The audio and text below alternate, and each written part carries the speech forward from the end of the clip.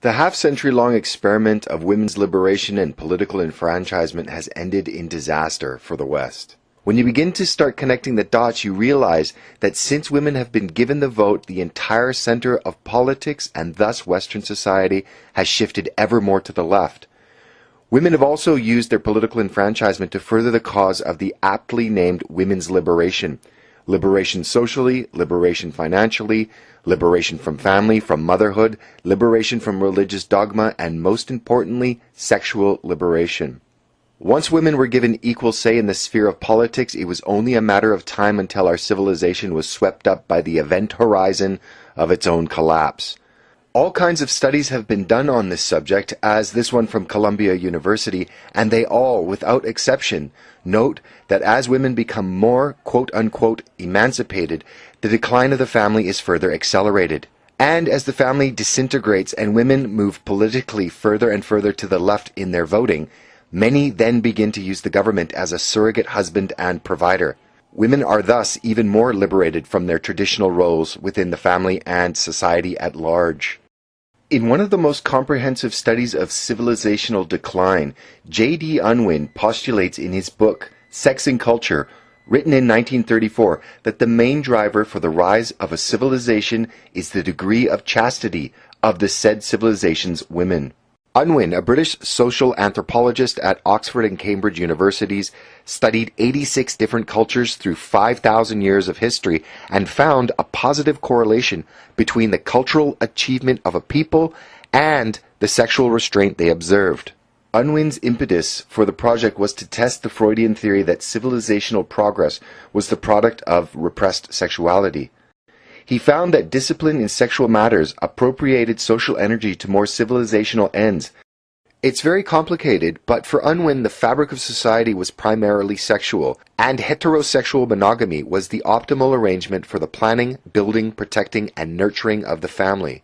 If enough heterosexual partners made a monogamous commitment, civilizational energy was directed toward promoting the finest societal foundation possible. Without exception, each civilization he studied allowed its success to alter its moral code. According to Unwin, after a nation becomes increasingly liberal with regards to its sexual morality, it loses its cohesion, its impetus, and its purpose.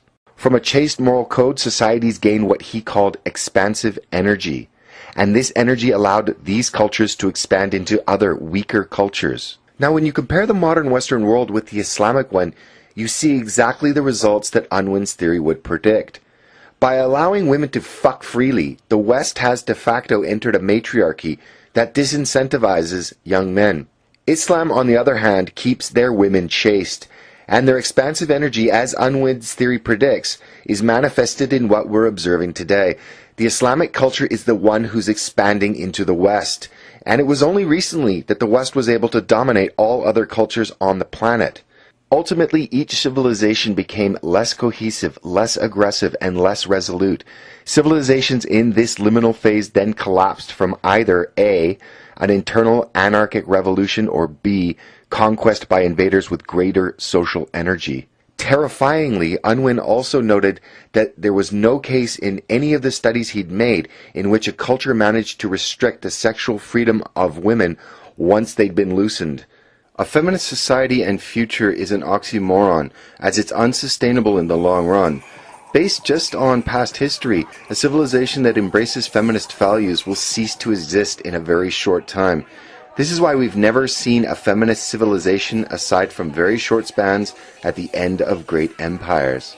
The signs of decline are already observable. While many countries are sliding into social decline, the canary in the coal mine is the self-described humanitarian superpower that pursues a feminist foreign policy. When looking at Sweden, it's one of the most gender-equal countries on Earth. And while they've become the rape capital of Europe, they're flushing their culture and country down the toilet and pressing forward in their civilizational suicide at an ever-accelerating pace. The total and complete feminization of Sweden and its men have allowed their women to invite their country's own destruction through the importation of millions of unassimilatable and aggressive people from completely alien cultures. Not only are they borrowing money to fund the colonization of their country, but they are now even creating gender imbalances that will have severe and lasting repercussions on their society's future.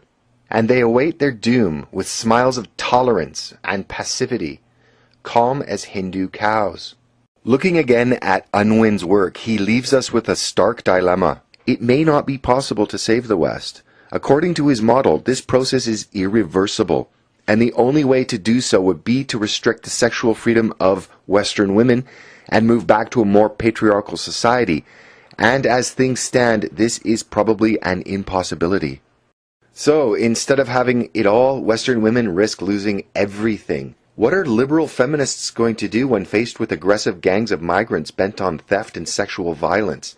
Burn their bras and throw a pocket edition of Cunt, a Declaration of Independence, at them? The violence now being directed toward Western women in their own countries is undeniable proof of the breakdown of the leftist utopian ideals for society. The million migrants that have already arrived and the millions on their way already understand that the West is a toothless civilization ripe for plunder.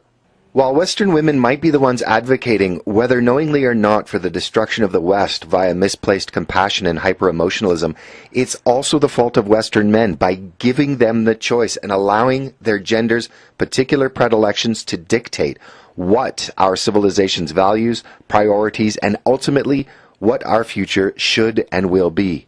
And maybe Unwin is right. Maybe there is no peaceful way to resolve this crisis of our civilization. Our feminized society hasn't built an equality rainbow that'll usher the West into a nirvana of peace and security based on mutual respect and tolerance. No, it has succeeded in paving the way for the takeover and Islamization of the West. Ironically, it'll be feminine tendencies and policies that rule our society, if not kept in check, that will bring down the more gender-inclusive states of the West and replace them with the tribalism of Africa and the Middle East and the hypermasculinity of Islam. You can have a feminized society, but it won't survive Islam. And here's the crimson red pill of this video. Western men have given Western women freedom of will and choice in their own society. And Western women are now choosing who will take it away from them.